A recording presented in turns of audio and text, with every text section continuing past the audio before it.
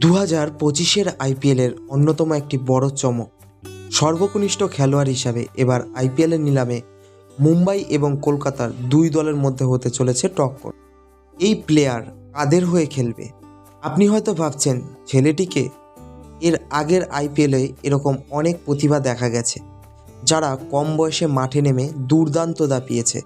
কিন্তু ব্যতিক্রম 2025-এর আইপিএল, যেখানে 13 বছর বয়সে আপনি খেলা তো দূরের কথা, ক্লাস 10-এর মাধ্যমিকের প্রিপারেশন নিচ্ছেন। সেখানে একটি ছেলে দেশে বিদেশে প্লেয়ারদের সাথে মনোরঞ্জন দিতে চলেছে 2025-এর আইপিএলে। কথায় আছে, প্রতিভা যদি থাকে, বয়স সেটাকে কখনোই আটকে রাখতে পারে না। বিহারের বাসিন্দা তিনি, নাম হলো বৈভব সূর্যবংশী। বর্তমান সময়ে তিনি মাত্র 8ম শ্রেণী পাশ করেছেন, কিন্তু ইতিমধ্যে তার ঝুলিতে রয়েছে আন্ডার-19 টেস্টের দ্রুততম সেঞ্চুরি। 24শে নভেম্বর এবং 25শে নভেম্বর 2 দিন সৌদি আরবে আইপিএলের নিলাম শুরু হতে চলেছে। আর এই নিলামের ভিড়ে উত্তেজনার পারদ চলছে সারা বিশ্বে।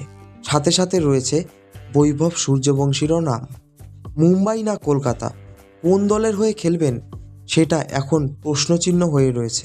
শোনা যাচ্ছে 30 লাখ টাকার বিনিময়ে কলকাতা নাইট রাইডার্সের হয়ে খেলতে চলেছে বৈভব সূর্যবংশী। মাত্র 5 বছর বয়সে বৈভবের হাতে খড়ি ক্রিকেট জগতে।